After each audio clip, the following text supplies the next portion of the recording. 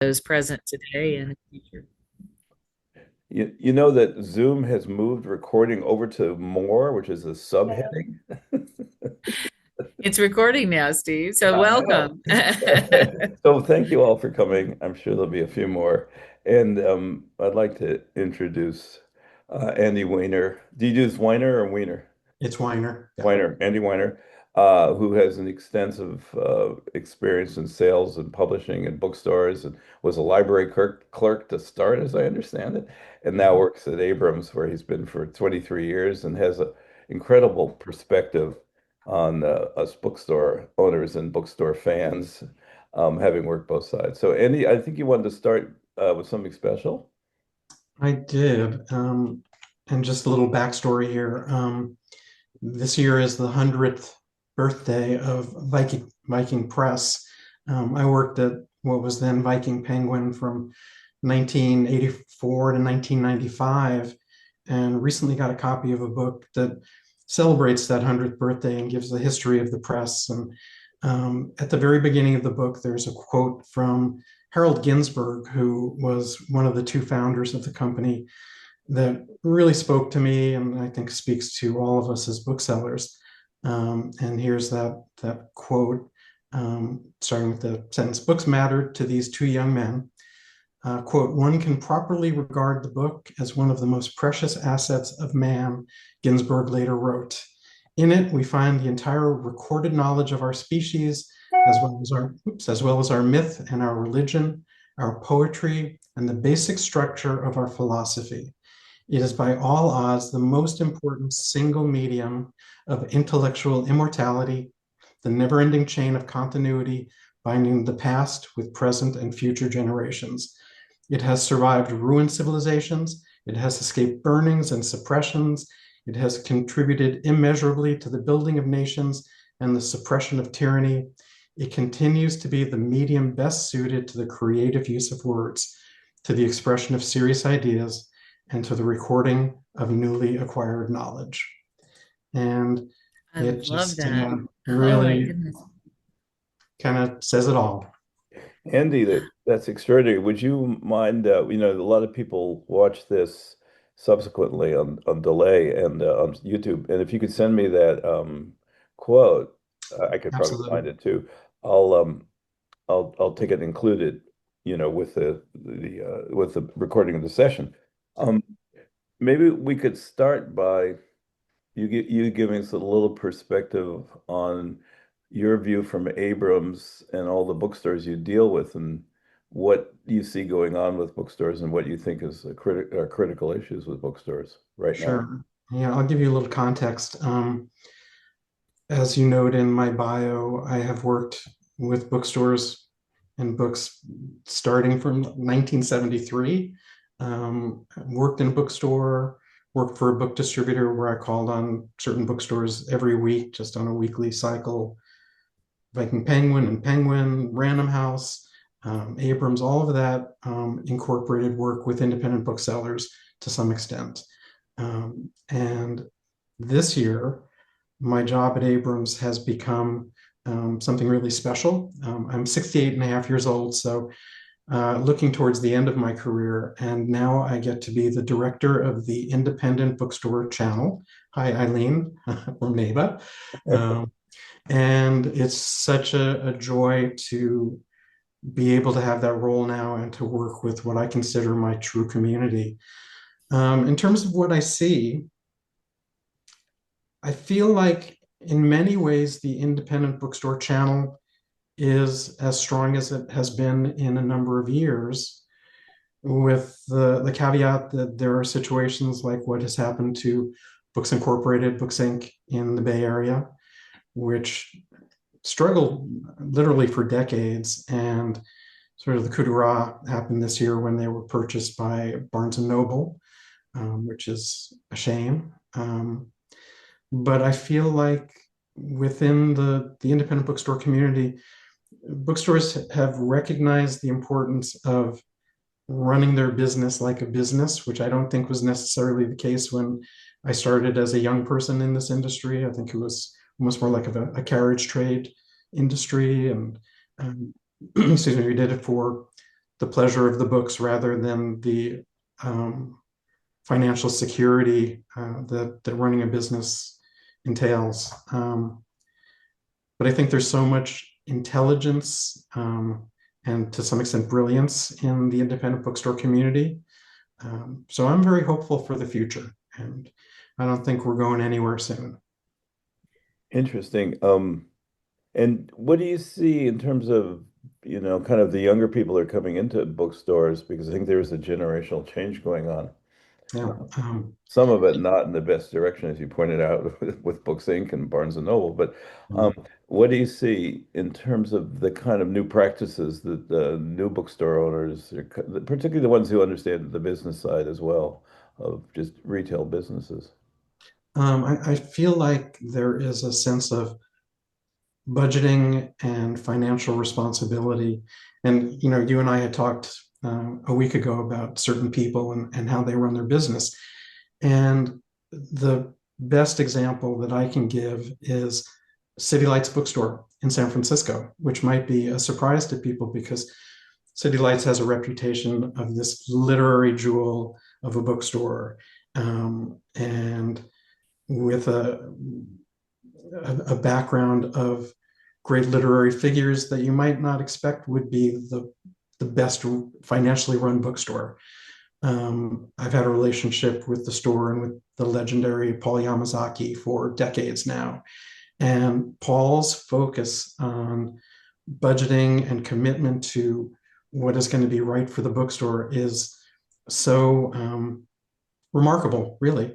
I would have appointments with him where he would be prepared with his order, and somehow I would convince him to bring in another book that he hadn't intended to. And he would go back and look at the order that he created and remove a copy of a book just to keep that balance. Not that I encourage stores to be quite that strict as Paul is. And I think he's actually relaxed that a bit, but they're so focused on running that business as a business that can succeed financially that I think it's a role model for any bookstore. Yeah, I'm a big fan of City Lights. I've been going there since I was in high school. And Paul's amazing. We've had him on, as you know, on this broadcast. And I have a bunch of questions about that because one of the things about City Lights is it's a very old-fashioned bookstore. There isn't a lot of face-out books. It's so crowded in there. There's very few tables, and the daunt practice of putting books on tables. And so do you think it's maybe a special case that may not be, it's so San Francisco and so Beat Generation, and they have a very clear mission and stuff. I guess what was somebody else who was like on this thing learn from Paul? I think that City Lights is one of probably a minority of bookstores in the way that you describe it in terms of displays, lack of displays. And if you can get away with that because you have a great team of hand booksellers on your staff, and the appeal of your store is the incredible breadth of books that you can carry, that's something that your clientele can recognize as a value of your store. I think there's a balance. I think that different display techniques can work for different stores. And we can talk about displays and co-op and things like that. I think of stores like Chaucer's in Santa Barbara, which has a similar kind of display practice where their books are so tightly packed on the shelves and there are stacks of books on the floor because they order so extensively that they simply don't have enough room on their shelves. And people will buy books off the floor because they know that there are gems there for them to see. I've been working with them for a couple of decades, and their ability to sell books across all subjects and to all sorts of different readers is, I can only use the word beautiful. It's just a beautiful thing. They have a somewhat wealthy community, but they have a very literate community there as well. I think their buying has always been very intelligent. Another store that's a very different type of example is a bookstore in Culver City called Arcana Books. and Arcana What's that? is a an art and photography bookstore. And for years they were in Santa Monica, and they had a tiny space that was available to consumers, and books were spined out, and they had a few tables with books on them. And somehow they were very, very successful there. But they've gotten to move to Culver City, and they have a space that is probably 30 times as big. Wow. And they still have all of that inventory with a lot of spined out books, but now they have the opportunity to do a lot of greater display to let people see these incredible visual books that they carry. Um, Which is, I think Lisa and I already talked to a bookstore that specializes in large format coffee table books, and he has an incredible collection. And he actually does really well because those books are so profitable because they have much higher price points. right. And the store is known. Part of it, I think, of maybe tell me if this is true, and Lisa, I'm interested in your ideas, but what's famous, what City Lights is famous for is, the Beat Generation and poets and Burroughs and Ferlinghetti, and it has a clear brand that and then Vesuvio's next door with the alley in between where you go get a drink with your book and you read your book. You know, Yep. it's just got a thing going that is really immediately comprehensible, and it's a real tourist destination, which is true of like you and I are talking about West Coast bookstores mostly, but it's true of Point Reyes bookstore. Half of Sure. what, even though Steve Sparks has an incredible eye for, interesting books, he's half his books probably are just guidebooks and bird books and stuff for people who are there as tourists. Yeah. And It's, then you know, it's the Santa Barbara store, doesn't it benefit from the university being there too? To some extent, and they do some, I guess you would call it textbook or class purchases. But I would say that the great extent of what they carry is really for a traditional consumer rather than a college student. Um, Point Reyes bookstore. I encourage anybody, if they have the opportunity, to go visit that really lovely, lovely bookstore. Yeah. Steve is a Whoops. It is. Did he freeze or did I freeze? He froze. sure. Um, There it is. Can you it's sort repeat of that, Andy? You froze for just a minute. Do you mind Oh, repeating? sorry. Just encouraging people to go to Point Reyes Bookstore if they have a chance to head out to the coast of California, because it's a beautiful gem of a store, run with such intelligence by Stephen Sparks and his wife. And it's a tiny store. Tiny. Um, and it is a tourist destination, but it is also a local community that supports it. Talking about city lights, you can give an example of the Strand in New York, which is enormous, and is also a tourist attraction, but also has a very dedicated New York-based audience. And I mean, that's the wonder of bookstores. There are so many different kinds, and pretty much every single one is worth visiting. But don't you But think that, not to be too anti-ecumenical, but don't you think that those bookstores, all including the Strand, where I used to live, are kind of famous? They made themselves famous, even in a small community. they have, and I think that there are bookstores like that all over the country, Mhm. whether it's at Prairie Lights or Elliott Bay or Lemuria or Square Books or um, Book People down in Austin. And that's the magic of a bookstore, is that a business like that can be legendary and can be a draw both to a local community and to tourists who are visiting a town. And one of the things they know that they have to do is to visit the great local bookstore. Um, Yeah. Kind of makes me feel misty thinking about it. That's what we get to do. Lisa? Well, what makes the great, let's unpack that. What makes the great local bookstore? What makes you Misty? What is what is what is inside that magic box of the great local bookstore? You've had a lot of time and a lot of experience looking at that. Can you unpack any of the magic, some of the consistent themes or things that you see? I think the answer to that is there is no consistency, which is the appeal of great bookstores.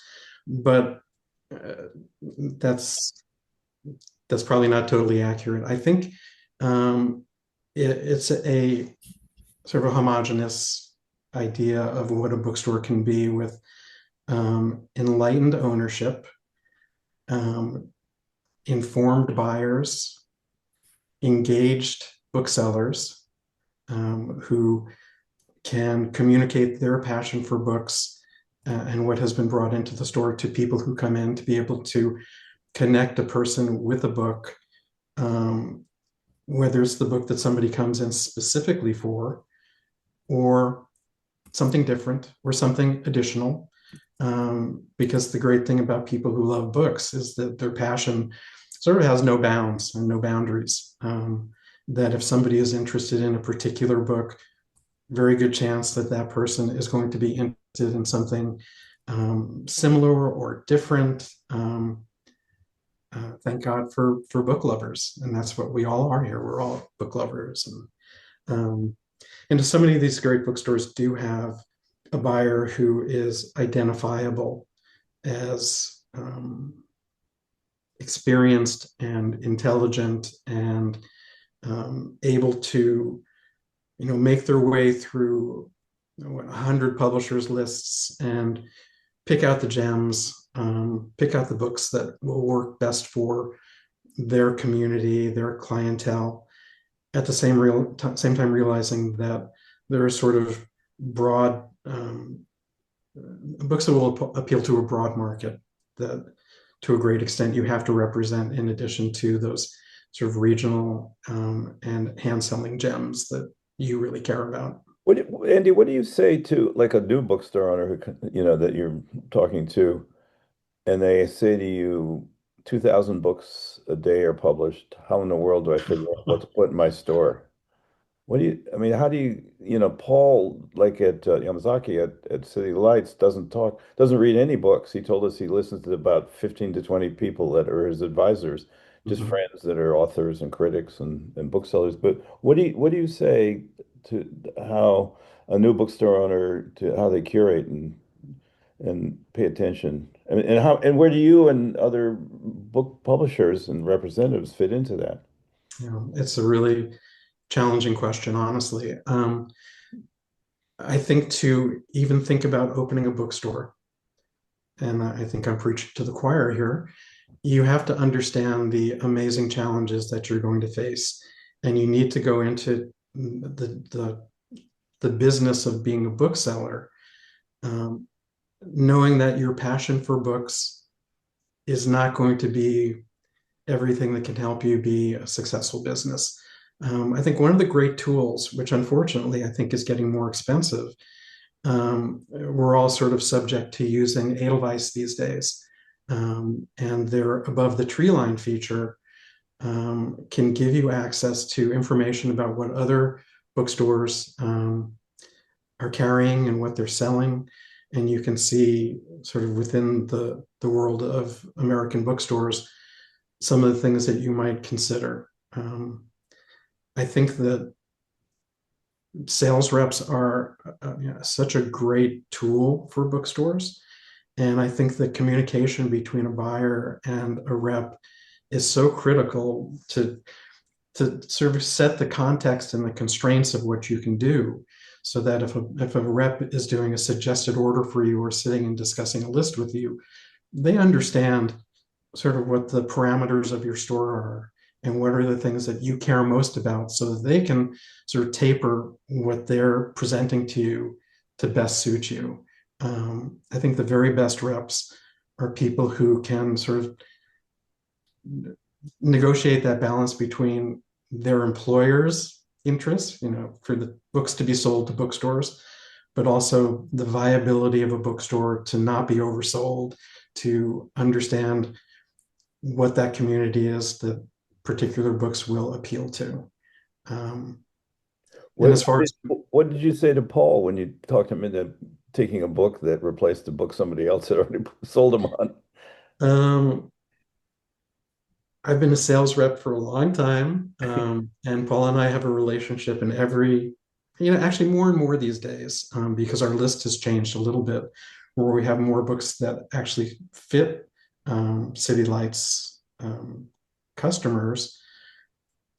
If as a rep you understand what your book is and who your customer is, and you can make the argument and make that presentation that even somebody like Paul Yamazaki can be flexible, then I think you are the kind of rep you need to be. And I hope that I'm the kind of rep that I need to be after all these years. Lisa? There's you've referenced it. I'm not wanting to leave this before going into publishing too much, but Sarah had mentioned in the chat that she's overwhelmed by all the romance novels in the front list, and romance is certainly having its Yeah. moment, and lots of romance stores and all. Do you have any advice for folks who are working in a genre that's really not familiar to them? I mean, obviously the reps are a guidepost, but Mm. how do you know your customers really, and you know Yeah, it's a really good question. I think that a bookstore needs to know its community, as I've said, but I think you also need to pay attention to the trends and to listen to your customers. If they're coming in and they're saying, "Where's your romance section?" Um, I think at a certain point you need to be flexible and bring in more of those books. And romance, romantasy, certain kinds of commercial fiction that maybe you haven't carried before. I don't think you want to give that market over to Amazon or Target.com or Walmart.com. It actually brings to mind an anecdote from when I was a very, very young bookseller, when I was actually working at Books Inc. in 1977. And there was a warehouse owned by Books Inc. that we would go to every week and pull stock to bring to the store. And I was there, and there was a woman who worked at another one of the stores. And I made a joke about Barbara Cartland, who was, a legendary commercial romance writer back in the 60s and 70s and 80s. And I said something rude about her books. And this woman, who was an experienced bookseller, said, how dare you? These are books that appeal to people. They bring people into stores. They buy these books. You don't have the right to sort of be critical of what they're reading. And I mean, that was 250 years ago that she said that to me, something like that. And it still is in my head almost every day as a salesperson. So one of the things that I read just this week is that Source Books, which to me is one of the great success stories, maybe in the history of publishing, they have become one of the big five. They pushed Macmillan out of the big five publishers because they have a particular publishing model, and a sort of integrated system within their company. Everybody shares roles, and booksellers share roles, and they publish a kind of book broadly that hasn't been available, and they have found that market. So I would sort of repeat what that woman said to me back in 1977. Let's do our best to accommodate every market within the space that we have. Bookstores stay the same size. Publishers' lists grow. It's so challenging to bring in the new books, keep the backlist, keep the things in place. It's one of the great challenges for bookstores. And publishers quite often don't take that into consideration. Editors certainly don't take that into consideration. Sometimes editors have so little perspective on what bookstores are actually like. Don't tell them I said that. So, I have such faith in booksellers to be discriminating about what they can bring into their stores, but also to roll with the changes in the business and adapt as much as they can. as a reader of Barbara Cartland at the age of 10, I read all of her, Princess Diana's step grandmother, by the way. So yeah, there's that. True. I appreciate that comment. You mentioned editors, publishers, booksellers, customers. You've got there's this whole ecosystem. And one of the things that I really enjoyed, I mean, you're an author also, um, and enjoyed about talking with you in Denver a couple of months ago was just the breadth and the perspective that you have about the whole of this thing. We often think in parts, and you just referenced, how an editor is editing a book written by that was the inspiration of an author, and the disconnected whole. Have you over time developed a sort of imagined vision or imagined or witnessed idea or ideal of these folks working together, of there being some integration of what's happening with the customer and the customer psychologically and needs existentially, and what the bookshop needs to provide, and what the publishers are choosing, and how the editors are, is there an imagined connecting point? And I think that's part of the heart of what we're getting at by Yeah. pulling in people from different parts. I think imagined is exactly the right word. I feel like they're siloing in publishing, from publishing houses to bookstores, and it's unfortunate. And it was actually, I mentioned I had made some notes, and um, I would encourage booksellers to, whatever extent they can, to establish relationships with publishers and to establish relationships with editors if they can. I think that booksellers educating editors, inviting them to stores, visiting them in their offices and having conversations is something that we need so much more of in this business. Steve and I were talking last week or the week before, whenever it was we spoke, about so much comes back to Paul Yamazaki.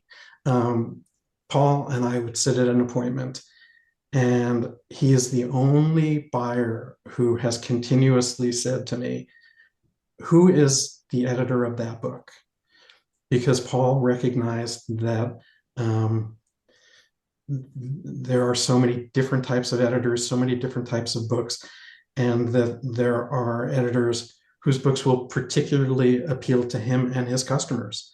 I know that there are booksellers who have made trips to New York, have made appointments to go to see people at different publishers. Cheryl Kotler, who is a longtime buyer who works at Copperfields out of Sebastopol, she has spent a lot of time in New York and met with editors and publicity people.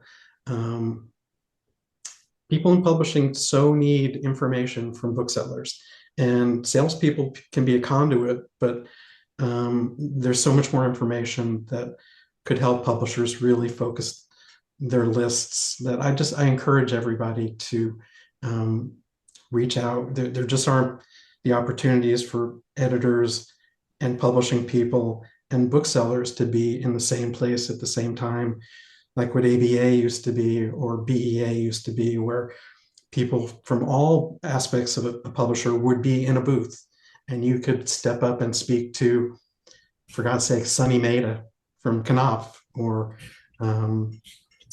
so many great editors who were there available to booksellers. And I wish publishers were doing more to reach out to booksellers as well.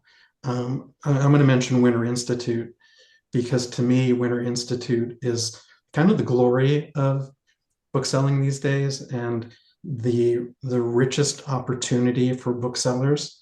And it has supplanted BEA as the most important thing for booksellers to attend.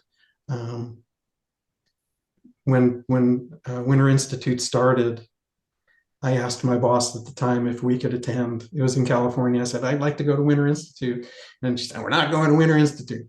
And 2 years later, we started going to Weiner Institute, and it is the most extraordinary gathering of booksellers and publishers ever, I think, because you get this mix of fresh new booksellers as well as very experienced booksellers, and you're getting people from publishers traveling to speak with those people, to have dinners, to do the speed dating rep picks, to go to the cocktail parties and mingle and talk about the books that we all love so much. And I know that it's important for the owners to some extent and the key buyers to some extent, but I really feel like affording the young booksellers the opportunity to be part of that Weiner Institute, Children's Institute, that's what is going to make them into long-term, passionate, committed booksellers. To be part of that community, to see their peers, to talk about books. That to me is the future of this business. And the fact that I've been to, I don't know, 10 Winter Institutes now, and every time there's this influx of new, young, passionate booksellers. It makes me so happy. So I think, here's to Winter I Institute. think, Andy, you said that, and this is a whole new subject area, sort of the Praveen Madan thing about, encouraging and developing your staff. You said that besides trying to pay them as much Bless as you. you possibly can and still survive, Yeah. that you also felt like sending young people instead of the senior people to Winter Institute was, and those kind of, you remember it was really an important bonus for you when you were young. Yeah, I told you the story of when I first was working in a bookstore, and I think we were making $2.30 an hour at that time. And it was well before unions in bookstores and unions in publishing. And as we griped a little bit to the manager of the store, he said, "You're expected to take your compensation in other ways aside from salary." And my fellow booksellers and I kind of joked that maybe he was encouraging us to shoplift, which he definitely wasn't. Um, but the fact is that I think there are opportunities to reward booksellers with books. Unfortunately, there are fewer and fewer printed arcs being published. But as you think about books that you're returning, to maybe look at those and consider what the cost to ship a book back to a publisher and what you're going to get in terms of a credit, what the benefit of that is versus taking that book and giving it to a bookseller and taking it out of your stock. And maybe reviving that book in your store, getting a bookseller engaged and enthusiastic about it. I know that the finances of running a bookstore are very, very challenging, and that salaries can be one of the hardest things and benefits. Lisa was talking about the benefits in the company that she works for before we started the conversation today. I think we're in some very dire financial and economic circumstances right now. But anything you can do to give benefits to your booksellers, I think is going to benefit the store in the long run. And I think about regional shows. Eileen certainly is an expert in regional shows and the people who get to go, and the people that they get to meet at those shows. I think it's so important to have as many people as possible. And I think it's a challenge for the regional organizations as well. How do you get as many people to attend and keep it financially viable for a regional organization? And I've been to 5 regional shows this year in my new position, and it's been amazing. I've been so happy to attend them, and all of the shows have been extremely well attended. And again, there were lots of young booksellers, and their happiness to be there and to be able to talk to reps and to pick up the galleys and to look at finished copies of books before they were in stores. That turns them into great booksellers when they're back on the floor of the bookstore.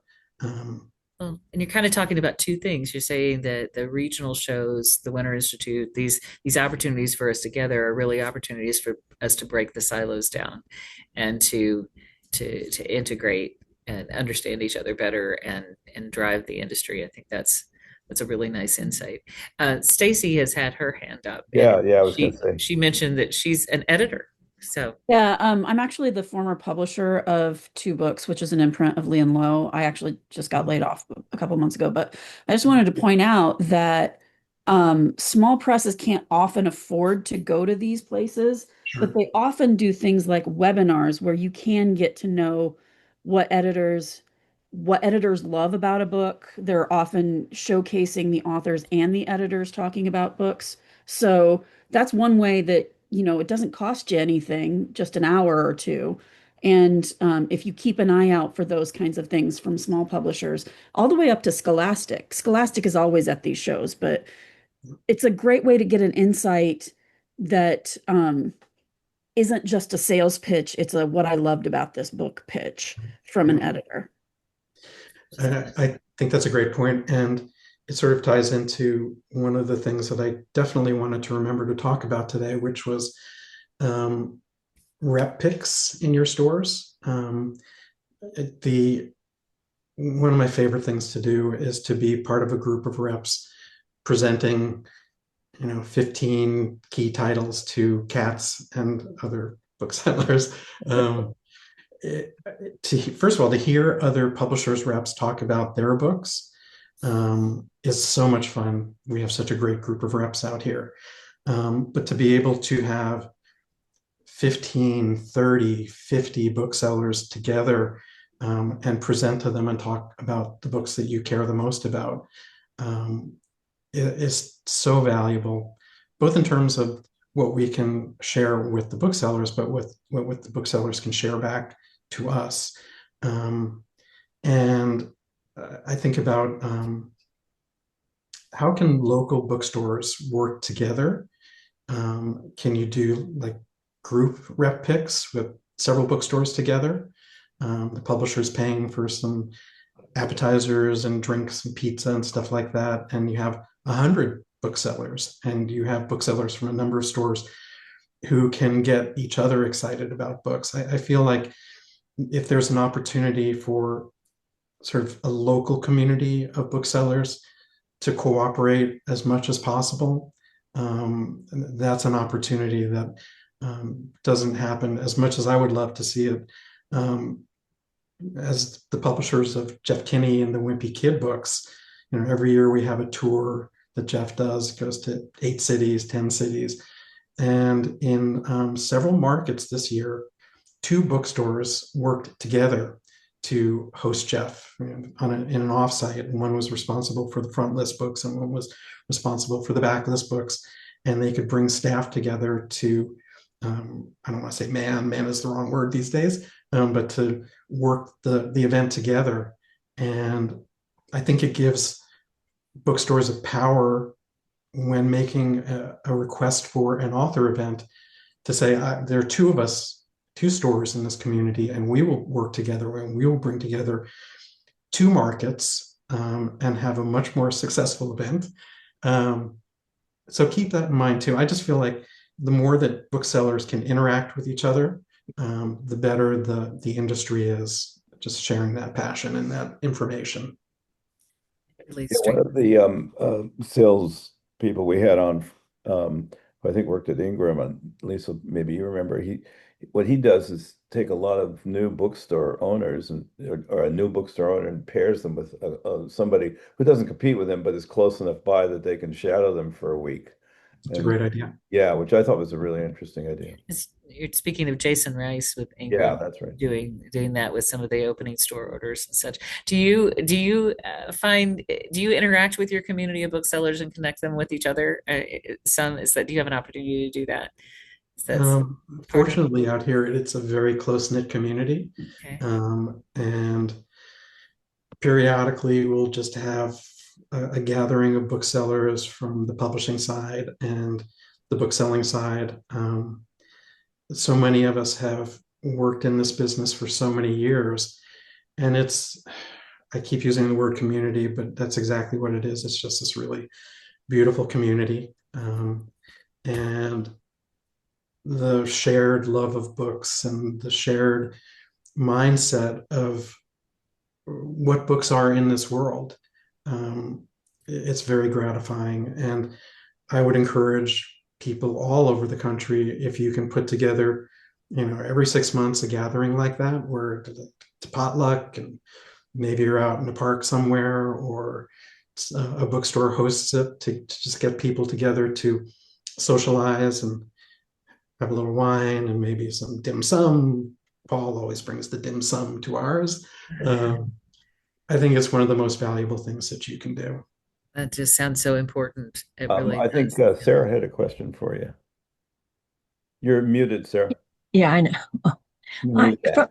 I'd like to know your perspective of, I can't even remember if Abrams does event grids on Edelweiss. Do they? Yeah. I quit filling them out. I mean, for all publishers, because I mean, how does someone expect the bookseller to predict their attendance? Yeah, you can lie. I would just say, do your best. I hate the grids too. Yeah. I actually manage the grids these days, and it's such a ridiculous process. But what I would encourage you to do is to really put your best foot forward. And if you have history with very successful events, use that as part of your pitch, with the hope that another event will be as successful as that. Be hyperbolic. Put your best foot forward. I just feel like a total cynic. I'm thinking, well, the same stores always get the authors, and why bother? I actually, from what I see with the grids for Abrams, there are fewer people making requests than you might expect. So I don't think it's out of the question that within your community, if an author is traveling or if there's a local author, that you would be able to get that author to do sure. An author, yeah, a local one, of course. Yeah, but usually I can just do that one-on-one. Yeah, but if there's somebody traveling and is coming into your community, I really encourage you to take a shot at it. And as you say, predicting how many people will come, how many books will sell. I've had so much experience with author events. My ex-wife ran author events at Black Oak and at Kepler's in the Bay Area.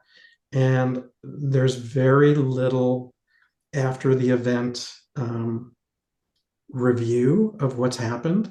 And if you say, I expect 100 people to attend and I think I'm going to sell 30 books, if that is not what happens, I don't think that a publicist is going to hold that against you in considering another event.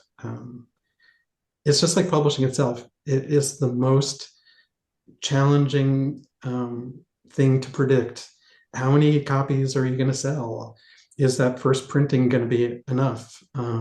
Should we push the button one more time on a reprint, or are we going to end up with 10,000 extra copies? It's a crapshoot.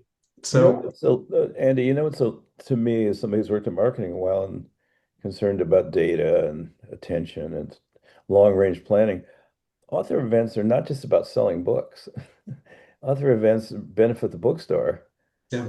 But they have to, it can get expensive. And I just don't think that bookstores should consider sales alone as a measure of success. If you since browsing is a really important practice, particularly on Sundays, getting authors in so people come in because, it's attracting an audience. The question is, how does it benefit the publisher if there aren't a lot of sales, but they've helped out the bookstore? So maybe it's that dynamic that needs to be improved and understood on the part of the publishers, that they'll become more favorite publishers of that bookstore. Their rep will do better because he or she managed to get an author in that was unexpected. Yeah. I do have a pet peeve, which I'll mention here.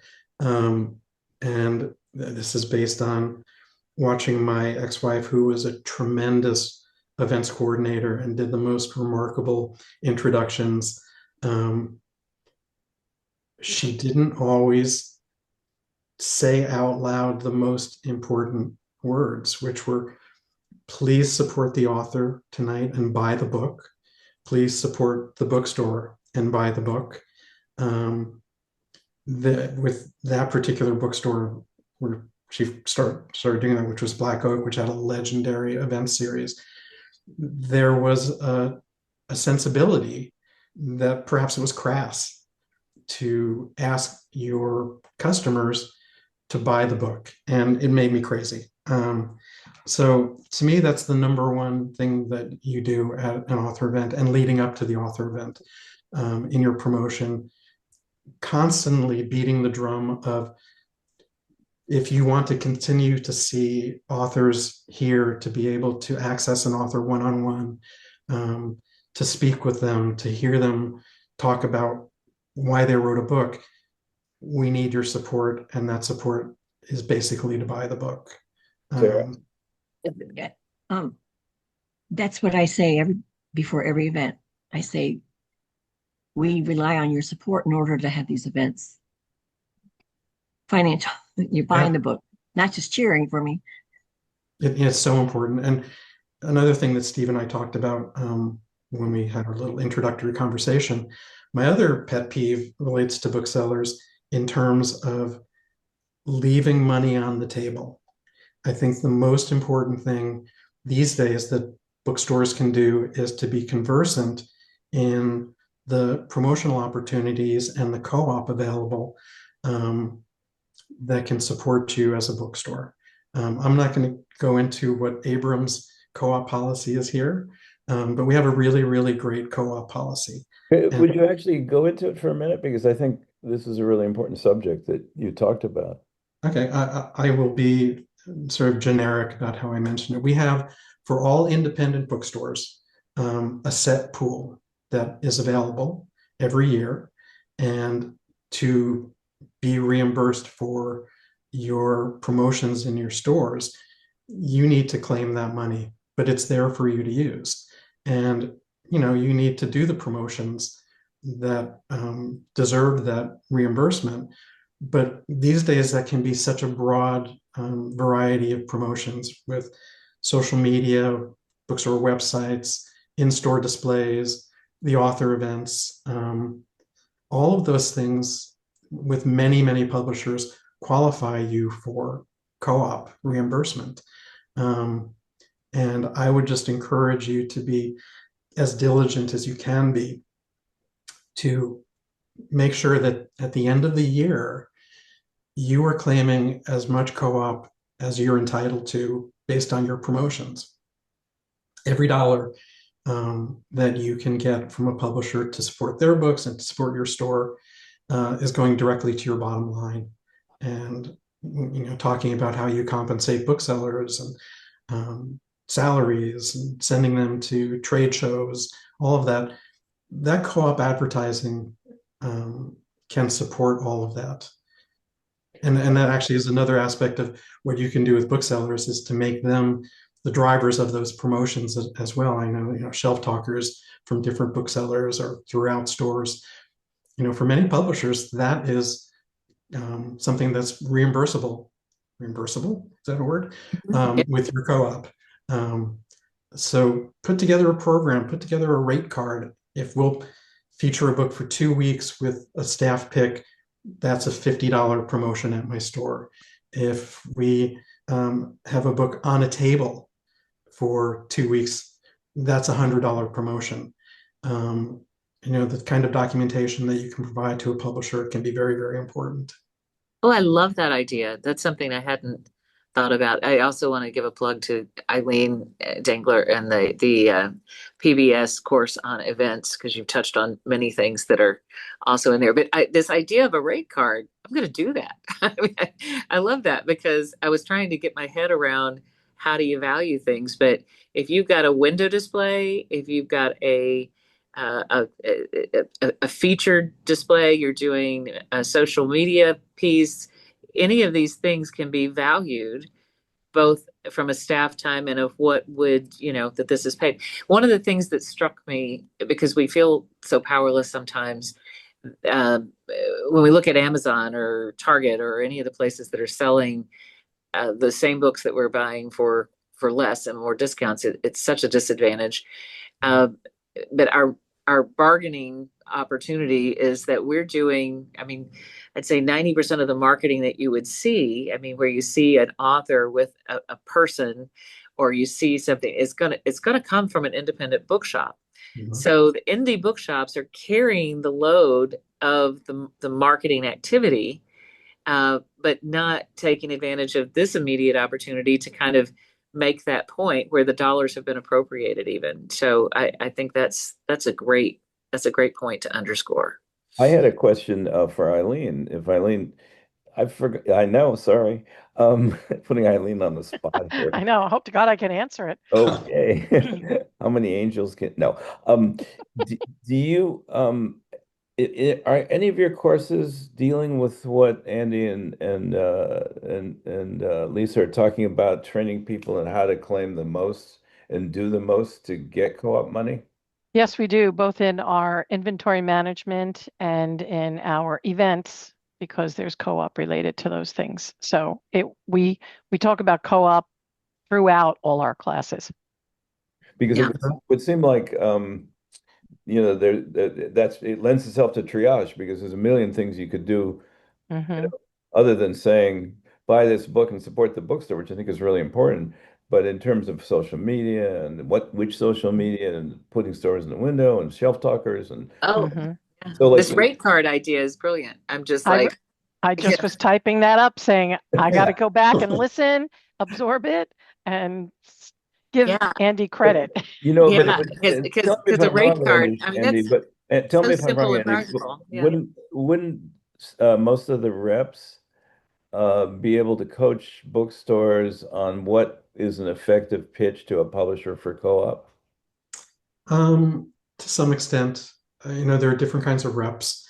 There are house reps, there are commission reps, and the familiarity.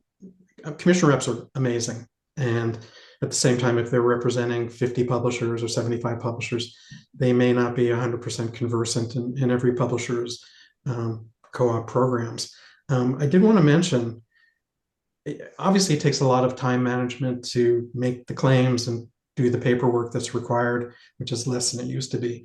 But there are co-op consolidators these days. There are 3 who every month send me claims for a number of bookstores. They help drive what books are being merchandised. They sometimes actually create catalogs for the bookstores, and they send a spreadsheet in for 15, 20, 25 bookstores to the publisher to make those claims. So it takes some of that burden off of bookstore staff. And if you feel like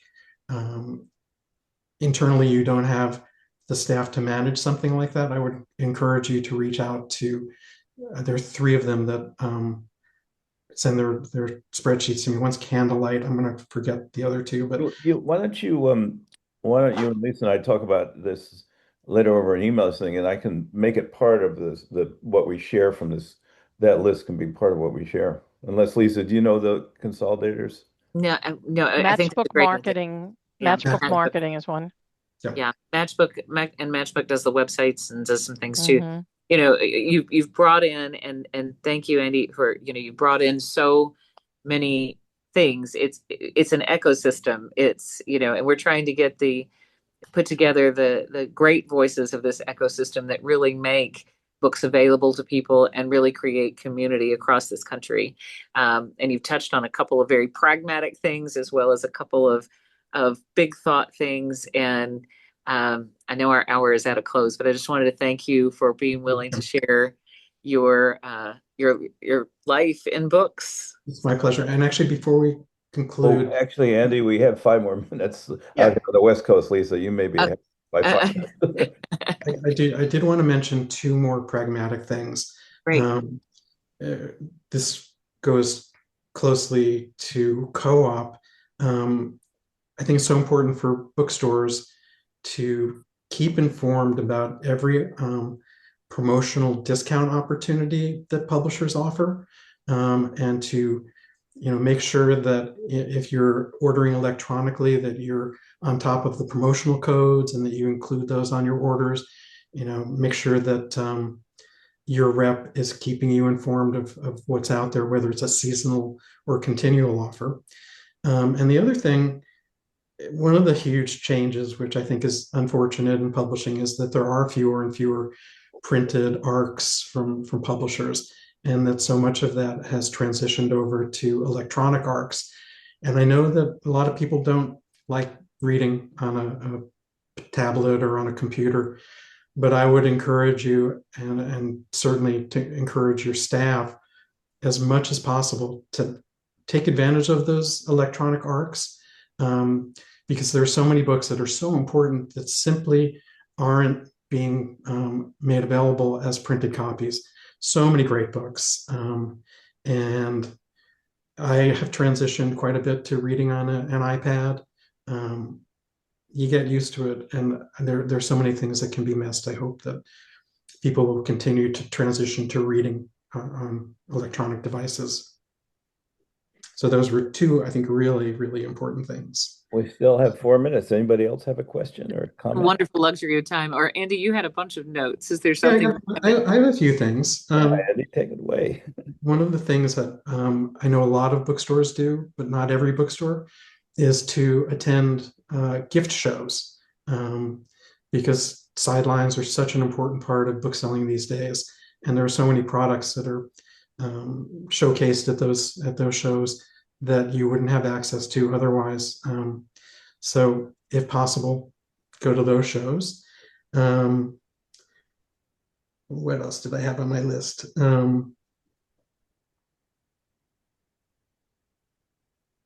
I wanted to just mention Bink, the amazing organization that supports independent booksellers.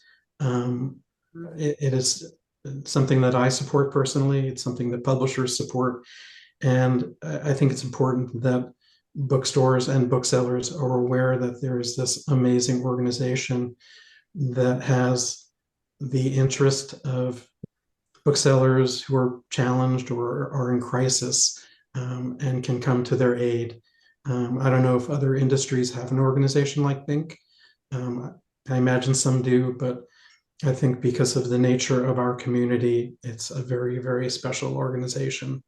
And anything we can do to support them is well worth it. Agreed. Appreciate that mention. And you had mentioned before print runs of 10,000 or something. I really wanted to at least touch on the way a publisher of your size works with books. I mean, are you having to press print on 10,000 copies, or are you print on demand, or are you having to warehouse? How is all that working? And I know that's a quick end of session question. We do very little print on demand, and print runs are the most challenging thing for a publisher. How do you set those print runs contextually? What are the good comp titles? When is the last print run the right print run? And warehousing with a distributor and remainders. It's so challenging. Profit and loss statements, how you determine whether you're going to acquire a book or not. It's subjective, and it's really hard.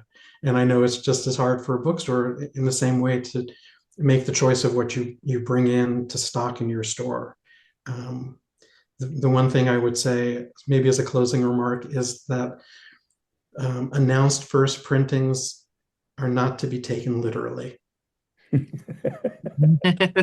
Their industry-wide context is sort of the basis for how they're set.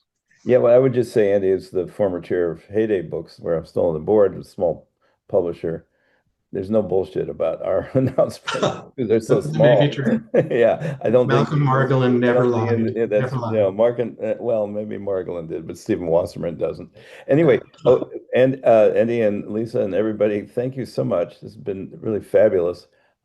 I think actually we'll go back through this, and there's a couple of lists that were called out for that would be very helpful to booksellers, like consolidators and things like that, that will supply with the link. And if you know anybody else that wanted to come, tell them there will be a link out in a couple of days, and so they can see the whole session and the chat as well. So thank you very, very much, Andy. It was my pleasure. And I would just say thank you so much for the invitation.